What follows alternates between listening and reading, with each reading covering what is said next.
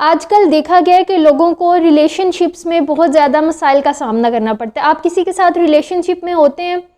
शुरू शुरू में चीज़ें बहुत अच्छी लगती हैं, रिलेशनशिप बहुत स्मूथ जा रहा होता है, आप लोगों के लिए एक पैराडाइज होती है ये दुनिया। लेकिन जैसे जैसे आप आगे बढ़ते जाते हैं, टाइम गुजरता जाता है, तो वक्त के साथ साथ वही चीज़ें धुंधली होती जाती हैं। उन्हीं रिलेशनशिप्स में क्लैशेस आ जाते हैं, क्रैक्स आ जाते हैं और ब्रेकअप्स हो जाते हैं, ब्रेकडाउन्स हो जाते हैं। मेंटली आप लोग बहुत ज़्यादा सफ़र करते हैं, फिजिकली बहुत ज़्यादा सफ़र करते हैं, इमोशनली बहुत ज़्यादा सफ़र करते हैं। इसी वजह से रिसेंटली साइकोलॉजी में भी रिसर्च हुई, 300 कपल्स जो थे वो लिए गए और देखा गया कि रिलेशनशिप की मेन रीज़न क्या होती है, कौन सी ऐसी कहानी है जो आपकी अनरैप होती है, जो आपकी सच्चाई होती है वो खुलती है और दो लोगों के दरमियान में क्लैशेस आ जाते हैं, उनके कॉन्फ्लिक्ट स्टार्ट हो जाते हैं, लड़ाई झगड़े होना शुरू हो जाते हैं और किस तरह से हम इन चीज़ों को ठीक कर सकते हैं। सबसे मेन चीज़ जो इस रिसर्च में इतने ज़्यादा कपल्स को लेकर देखी गई, तो मेन रीज़न जो थी ना, इसका पूरा क्रक्स था वो था जी हैप्पीनेस, जॉय,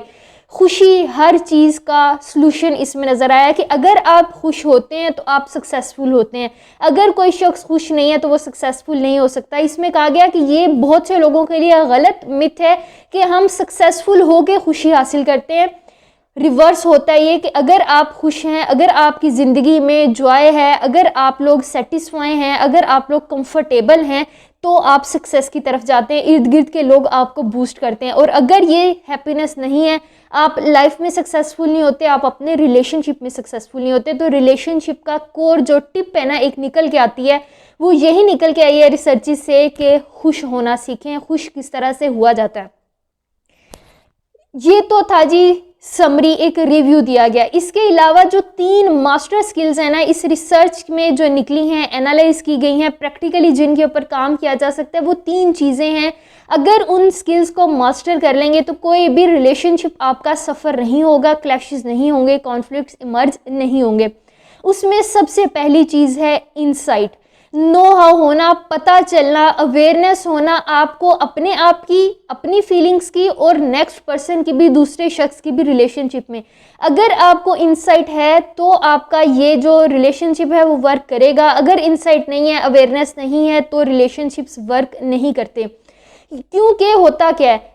किसी भी कॉन्फ्लिक्ट की मोस्टली रिलेशनशिप्स में मेन रीज़न यही होती है कि दो लोग एक दूसरे के साथ रहना चाहते हैं, लेकिन ना चाहते हुए भी बहुत सी चीज़ें उनके दरमियान में आ जाती है, उन्हें पता नहीं चलता कि हमारे साथ हो क्या रहा है। इसकी रीज़न क्या है? क्योंकि आपको अवेयरनेस नहीं होती अपने मूड की, अपनी चीज़ों की, कि आपकी लाइफ अपसेट किस वजह से हो रही है। आप उस रिलेशनशिप की वजह से अपसेट नहीं होते मोस्टली लोग, बातें कोई और होती है, रीज़न कोई और होती है। जॉब के ऊपर आपका हेक्टिक दिन गुजरा, आपको उसकी टेंशन है, उसकी वजह से आप इरिटेटेड है, उसकी वजह से आपको गुस्सा आ रहा है, लेकिन वो गुस्सा आकर किस पर निकलता है? घर में या किसी से भी आप मिलते हो, रिलेशनशिप में होते हो, उसके ऊपर आकर निकलते हो और यहीं से क्लैशेस और कॉन्फ्लिक्ट स्टार्ट होते हैं। तो अगर आपको इंसाइट होगी, अवेयरनेस होगी कि आपका आज का दिन जो बुरा गुजरा वो किस वजह से गुजरा, आपको काम के ऊपर कोई ऐसी चीज़ थी, काम अच्छा नहीं हुआ, कोई प्रोजेक्ट था वो अच्छे से नहीं गया, इंटरव्यू अच्छे से नहीं गया, मीटिंग अच्छे से नहीं गई, उस वजह से आपका वो जो दिन है वो सफ़र कर रहा है, तो आप दूसरों के ऊपर उसका गुस्सा नहीं निकालते हो और आपका रिलेशनशिप हेल्दी रहता है, स्ट्रॉन्ग रहता है। दूसरी मेन चीज़ है जी म्यूचुअलिटी। एक दूसरे के साथ इक्वल इम्पोर्टेंस दे के नहीं रहते। शुरू शुरू में तो इक्वली इम्पोर्टेंट होते हैं, दूसरे शख्स के लिए आप इम्पोर्टेंट होते हैं, आपके लिए दूसरा शख्स इम्पोर्टेंट होता है। आप बहुत सी चीज़ों में अपने आप को पीछे रख के दूसरे को कंफर्टेबल फील करवाने के लिए, अपना ट्रस्ट बिल्ड करने के लिए, अपनी जो वर्थ है उसको प्रूव करने के लिए आप क्या करते हैं, आप उसके लिए बहुत से काम करते हैं जो आप डेली लाइफ में नहीं कर रहे होते दूसरे लोगों के लिए। आप उनके लिए आगे बढ़ के वो काम करना शुरू करते हैं, उनको कंफर्टेबल फील होना शुरू होता है, इसी वजह से वो आपके साथ लिंक होते जाते हैं। लेकिन आप परमानेंट वो चीज़ नहीं कर सकते क्योंकि वो आपकी पर्सनैलिटी का पार्ट नहीं है। आप अंदर से अपने आप को ज़्यादा इम्पोर्टेंट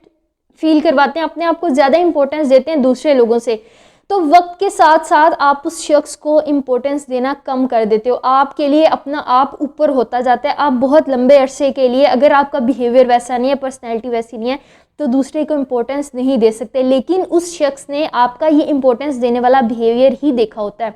तो क्या होता है, यहाँ पे भी आपके क्लैशेस, कॉन्फ्लिक्ट स्टार्ट होना शुरू हो जाते हैं। तो हेल्दी रिलेशनशिप की सबसे इम्पोर्टेंट चीज़ एक ये भी होती है कि आप इक्वल इम्पोर्टेंस दें खुद को भी उनको भी। ना तो अपने आप को बहुत ज़्यादा ऊपर रखें, ना ही दूसरे शख्स को बहुत ज़्यादा ऊपर रखें जिसको आप कंटिन्यू ना कर सकें जिस बिहेवियर को, और फिर बाद में क्लैशेस हो जाएं, बाद में मसाइल होना शुरू हो जाएं, प्रॉब्लम शुरू हो जाए। इसी वजह से फिर वो कहते हैं कि पहले तो ये मुझे बहुत वक्त देते थे, पहले तो मेरे साथ ये बहुत सी बातें करते थे, पहले तो मेरे लिए बहुत से काम करते थे, लेकिन अब नहीं करते। हो सकता है किसी और तरफ इंटरेस्ट चला गया। डिफरेंट जो हैं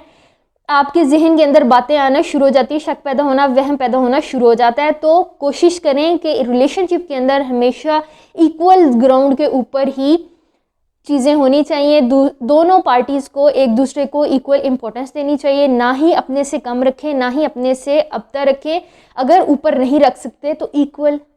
ग्राउंड के ऊपर उनको रखें, ताकि आपके जो कॉन्फ्लिक्ट्स हैं, आपके जो इश्यूज़ हैं वो कम से कम हो, और कोई भी चीज़ आपको रिलेशनशिप में फेक ना करनी पड़े जो कुछ अरसे के बाद आपको इरिटेट करना शुरू कर दे, आपके मेंटल कंफर्ट को इफ़ेक्ट करे, और उसकी वजह से ऑटोमेटिकली आपका रिलेशनशिप इफेक्ट होना शुरू हो जाएगा और वो लॉन्ग लास्टिंग नहीं हो सकेगा। तीसरी चीज़ है जी इमोशन रेगुलेशन। इमोशन रेगुलेशन से मुराद है कि अपनी इमोशंस को कंट्रोल नहीं कर सकते दूसरे पार्टनर के साथ, दूसरे शख्स के साथ अपने रिलेशनशिप में, और ये इमोशंस को कंट्रोल ना करने की वजह से भी आपके लड़ाई झगड़े, आपके जो इश्यूज़ हैं रिलेशनशिप पे वो ख़राब होते हैं, और एक हेल्दी रिलेशनशिप बहुत जल्दी अनहेल्दी रिलेशनशिप में कन्वर्ट हो जाता है, क्योंकि आप दूसरे शख्स के ऊपर डिपेंडेंट होते रहते हैं। आप उसको उसी नज़र से देखते हैं जो शुरू के दिन में उस रिलेशनशिप में आपने उस शख्स के साथ गुजारे होते हैं, जिसमें आपको वो टाइम दे रहा होता है, जिसमें वो आपके लिए काम कर रहे होते हैं। जब वो चीज़ें थोड़ी सी टाइम के साथ चेंज होना शुरू होती हैं तो आप अपने इमोशंस को कंट्रोल नहीं कर सकते, और आप इर्द गिर्द की और बहुत ज़्यादा थॉट्स के अंदर चले जाते हैं, कुछ और चीज़ें फील करना शुरू करते हैं। फॉर एग्जाम्पल, एक आम सी एग्जाम्पल है, आप किसी को टेक्स्ट करते हैं, अपने पार्टनर को टेक्स्ट करते हैं, मैसेज करते हैं, और उस मैसेज का रिप्लाई जल्दी आपको नहीं आता क्योंकि वो बिज़ी है, क्योंकि वो काम कर रहे हैं, मीटिंग में है, कोई भी चीज़ है जिसकी वजह से ड्राइविंग कर रहे हैं, आपको टेक्स्ट जल्दी नहीं आता। उसके बाद क्या करते हैं, आप उस टेक्स्ट ना आने को, रिप्लाई ना आने को, अपनी इमोशन को कंट्रोल नहीं कर सकते, आप गुस्से के अंदर आ जाते हैं, आप हर्ट होते हैं, उसकी वजह से आप मैसेज के ऊपर मैसेज करते रहते हैं, या फिर आप उनसे डिस्टेंस होना शुरू हो जाते हैं कि शायद इसके लिए मैं इम्पोर्टेंट नहीं हूँ, जिसकी वजह से ये मेरी तरफ इतना ज़्यादा केयर शो नहीं कर रहे हैं, मुझे टाइम नहीं दे रहे हैं, मेरे साथ इनका रिलेशनशिप चेंज होता जा रहा है। हालांकि दूसरी तरफ ये चीज़ हो सकती है कि पहले जब उन्होंने आपके ऊपर टाइम इन्वेस्ट किया तो वो अपने बिजनेस को इतना टाइम नहीं दे सके, जिसकी वजह से उनका जो बिजनेस है वो इफेक्ट होना शुरू हुआ। तो अब उसको ज़्यादा एफर्ट देनी पड़ेगी अपने बिजनेस की तरफ भी, ताकि वो अच्छे से उसके ऊपर काम कर सके, वहाँ से वो मनी आएगी, तभी घर चल सकेगा, तभी आपकी वो टेक केयर कर सकेंगे। हो सकता है उसके जहन में कोई और चीज़ हो, लेकिन हम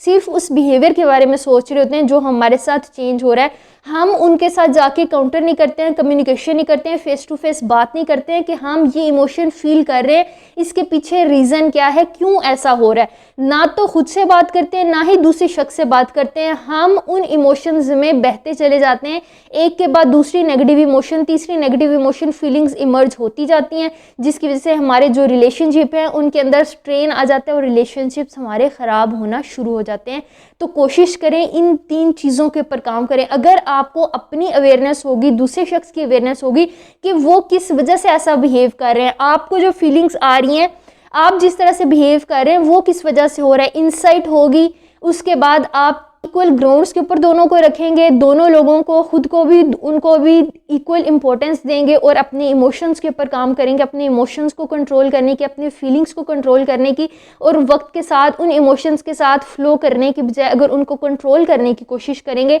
तो आप शदीद हर्ट से, दुख से, ज़्यादा दर्द से बच जाएंगे, और आपका जो रिलेशनशिप है वो भी हेल्दी और स्ट्रॉन्ग होता जाएगा टाइम के साथ साथ। आई होप आज की वीडियो आप लोगों के लिए फ़ायदेमंद रही होगी, आप इन चीज़ों के बारे में सोचेंगे और इन पर काम करने की कोशिश करेंगे। काइंडली अगर आपको ये वीडियो पसंद आई है तो इसको लाइक करें, चैनल को शेयर करें, सब्सक्राइब करें, ताकि ज़्यादा से ज़्यादा लोग हमारे साथ कनेक्ट कर सकें और हम एक हेल्दी सोसाइटी डेवलप करने में अपना रोल प्ले कर सकें। Thank you so much, take care, अल्लाह हाफिज़।